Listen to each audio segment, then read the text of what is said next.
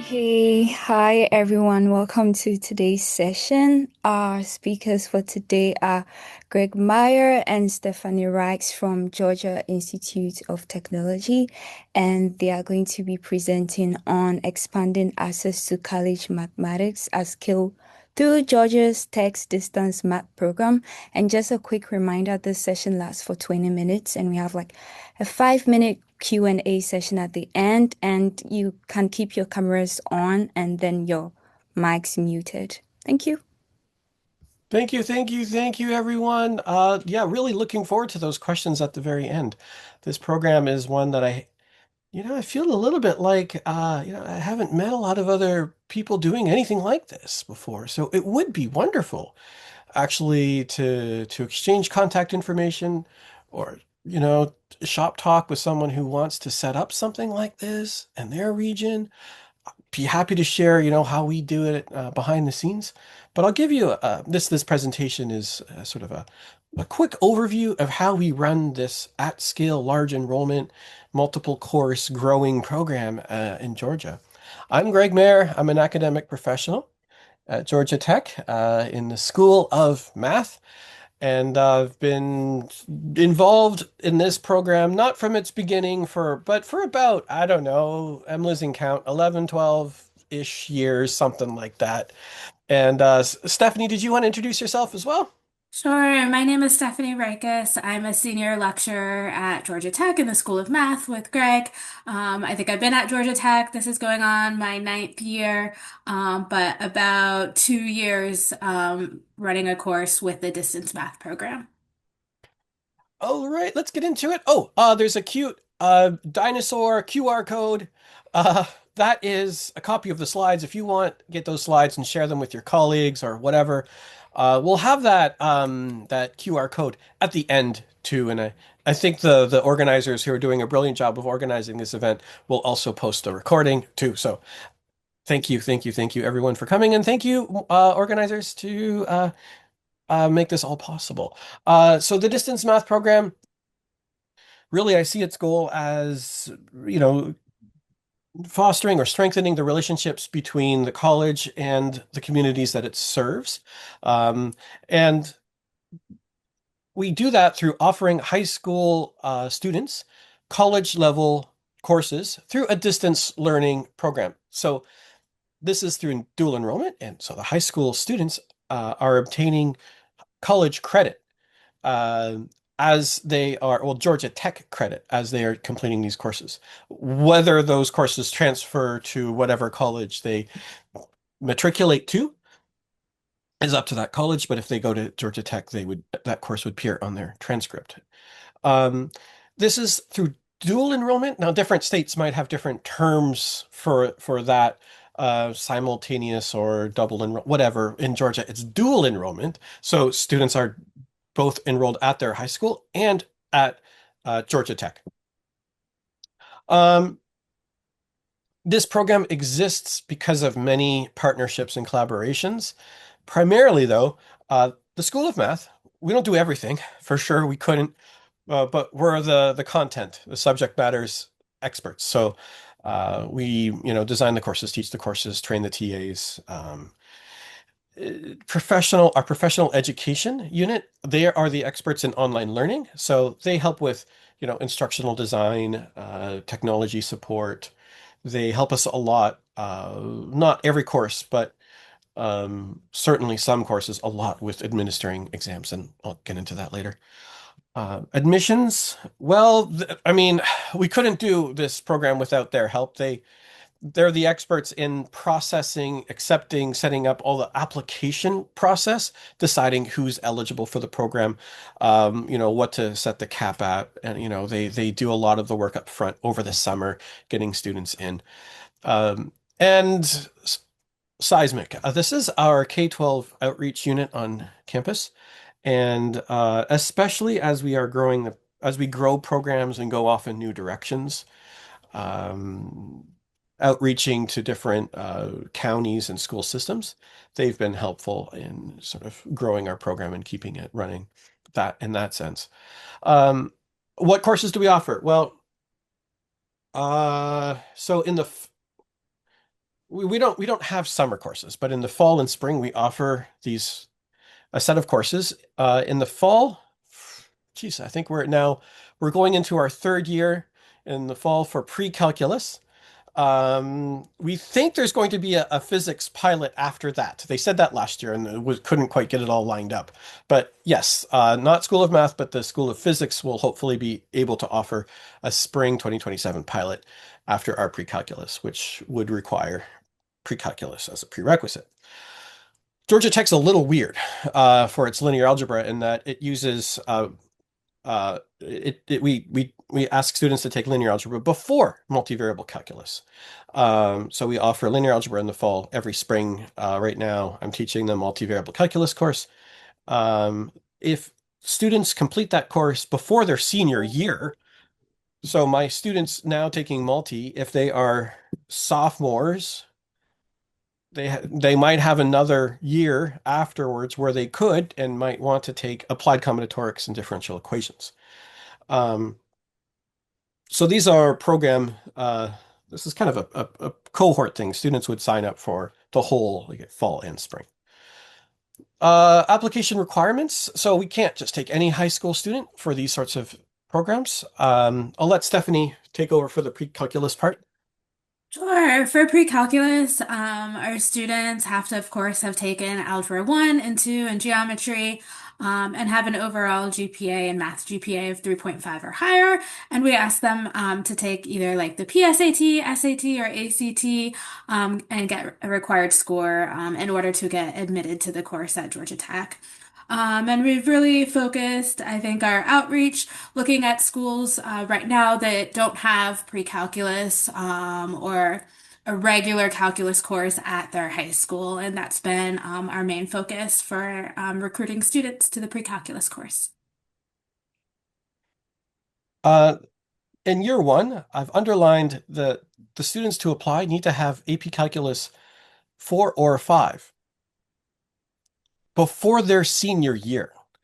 And I'm emphasizing that because that's really a key, not the only thing, but what really helps make this program work is that the linear algebra multivariable calculus students, if they've completed AP Calculus before their senior year and done that well on it, the program can scale. We don't have students, we still have some students who struggle, for sure. I don't give everybody an A, but a lot of these students are doing really well, and that makes it easier to scale the program out. And there's more to it than that, but that's the key component. And then, hey, if you've gotten through my course, you're fine. You can take AP, you can take applied combinatorics and differential equations. Like if you completed my class before your senior year, my class before senior year, generally those students are fine. Not all of those students get A either. I mean, there's a whole bunch of factors there too, but all applicants have to be a Georgia resident. So I was saying before we got started, we can't take students out of state. There's just not, I mean, we don't get applications out of state really. But the tuition wouldn't work. We're using a state model for the funding and the payments and everything. So, hey, look, if you want to set this up in your state, in your region, let us know. I'd be happy to chat with you and say, this is how we did it. Let's exchange ideas and maybe we can, bounce ideas off each other. Um, this whole project got started long before I started working at Georgia Tech in 2005. It was a different world back then. Don't need to tell you guys that. There was no like the internet wasn't what it was in 2000, what it is today in 2005. So it was UPS sending exams through UPS, large clunky video teleconferencing systems. 34 students. About 10 years later, we had enough, people who are still, in high school looking for options, and we could offer a year two. And then pre-calculus. We offered that for the first time almost 10 years after that. I guess every 10 years we set up a new idea or something like that. So we'll be due for something new in 8 years. I'm joking. But it's that's kind of our pace. And where are we today? Well, okay, this is the history. I kind of dug out some numbers over the about 20-year period. slow and steady growth. There's a few ups and downs. There's some years where the enrollment went down a bit for all kinds of reasons over the years. Um, and I guess year one had a jump. We changed the admission requirements a couple years ago to let more students in. But yeah, we're now sitting at over 1,200 students in year one. So I've got about 1,200 students in multivariable calculus right now. Um, their exam one was last Wednesday. I hope they did well. We'll find out soon. We're going to be grading it this week. And so yeah, so that's where we are with things. Just to get drill down a little bit on the numbers and why they are and what they are. I think this first part, yeah, go for it, Stephanie. Did you want to talk about 1113? Oh, sure. So we piloted 1113 in fall of 2024. I had 28 students. We had a little bit of a dip in fall 25 with only 14 students. We're really trying to ramp up recruitment this past fall and now currently spring for fall 26. So we're hoping to boost our numbers. As you can see from that chart on the previous slide, there's some ups and downs, growing pains, starting something new. So, yeah, we're just looking forward to increasing enrollment. Our first two pilot schools, are Title I high schools. Over 90% of the students get free lunch. And we saw a mix of juniors and seniors taking the course. Um, I realized at the last minute there's a minor typo. That's last year's year one numbers. It's about 1,200. And we went up a little bit with year one this year, but anyways, it's still about 100 high schools. Um, Mix of juniors. We have like juniors, seniors, and sophomores. It's pretty amazing. And year two, it's about 148-ish students. Not as many high school students, but we also have homeschool students in year one too. So that's a thing. Their exams are, done a little bit differently, but yeah, that's an interesting, part of the program. Um, the impact on Georgia Tech enrollment. So I was told a couple of years ago that roughly half of the students, I don't know, probably roughly the same now, of the students who enroll in Georgia Tech distance math go on to Georgia Tech. Okay.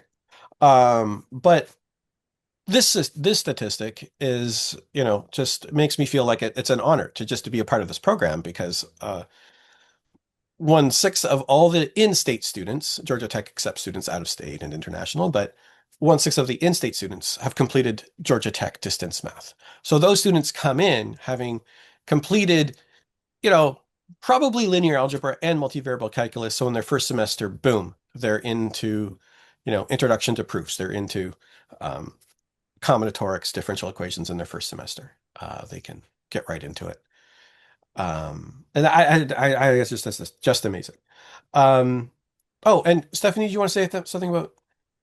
Yeah, from our pilot semester, two students got accepted to Georgia Tech and just started in fall 25. So I don't know the statistics quite yet for our fall 25 cohort of who will get admitted this coming year. But fun fact, I did see also, even though it's not Georgia Tech, one of our students was admitted to Harvard for this coming year too. So even if they don't come to Georgia Tech, it's quite amazing where these students end up going. So it's quite wonderful to see where they go. How do we make it work? I think all of our courses, we use pre-recorded lectures, things that have been recorded, sometimes for different reasons, and we repurpose them. Sometimes we record just for distance math. And every course seems to have its own way of doing things. For linear algebra, back in the day, I think this was during the pandemic, I was making slides in something called Beamer. If you're not familiar, it's an old library for package for making kind of like PowerPoint. Um, and because it's kind of old, I'm gonna have to go redo them for accessibility reasons. But anyways, they look pretty. And differential equations, when I taught that, I don't know, back in 2019. I was assigned to teach that course after having only taught it once, and they recorded my lectures, and we've been reusing them ever since. So yeah, there's that. So each course has stuff, its own format for the lectures, but now some of these courses do have studios. So a studio, you might call them recitations at your college or something. It's meant to be a space where students have more practice. It's usually not enough just to go to lecture and do a little bit of homework. You want to have the students do some more practice. So we have live sessions. We hire many teaching assistants to run those, and they go through more examples. Um, and it's for the just the 4 credit courses. So courses like differential equations, linear algebra, multivariable calculus, and pre-calculus too, have studios. We do live sessions. We run them in the morning because that's tends to be when high school students are more free. We've chosen Mondays and I don't know. It's really hard to get something that every school, once you start scaling up, is going to work for. Uh, so we make them recorded. But then if you record them, are they going to go?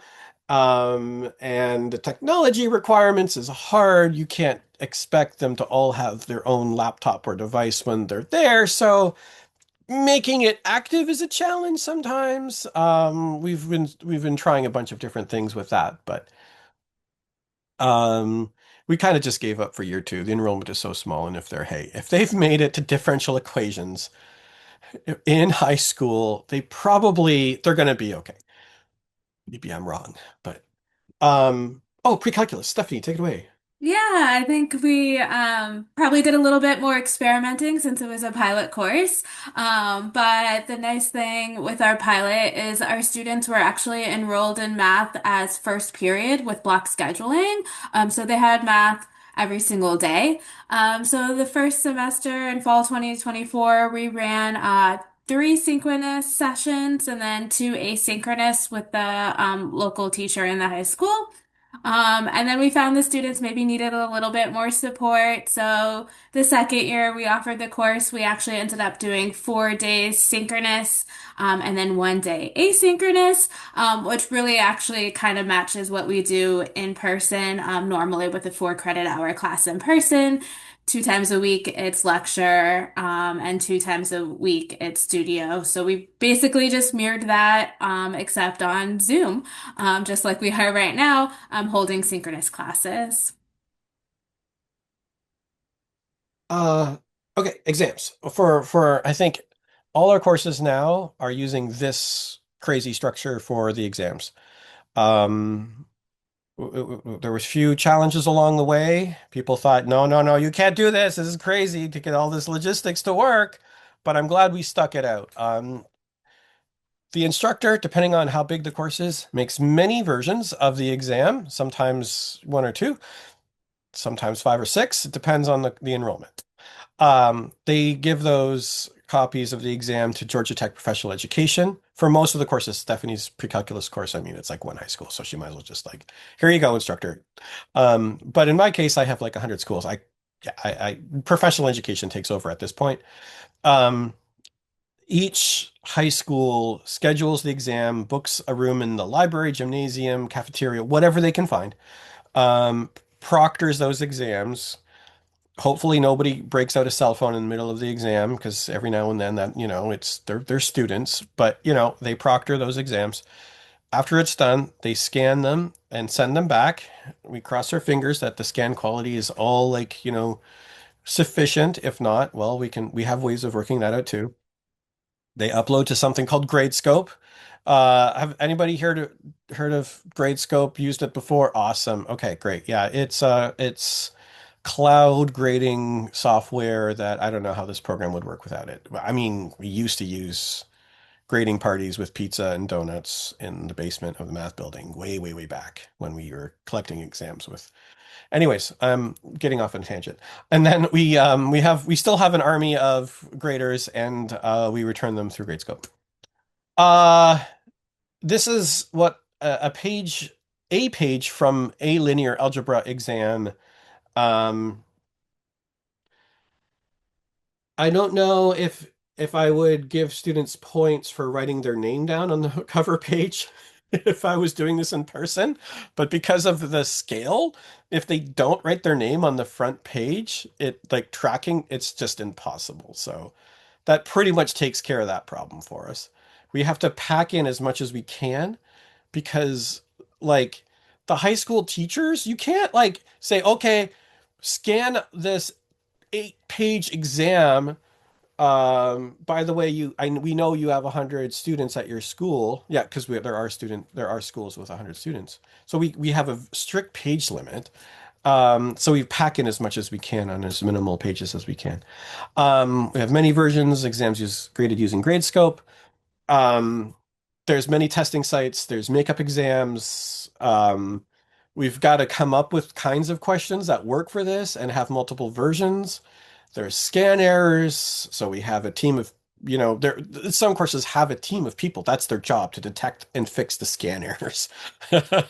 Anyways, pre-calculus. Yeah, since of course we were running a new course, we decided maybe we should try out doing a couple of exams online using Honor Lock and see how it goes. So the first semester, I did 4 exams and a final. So I did 2 exams online, 2 exams in person, and split the final as well, one part online, one part in person.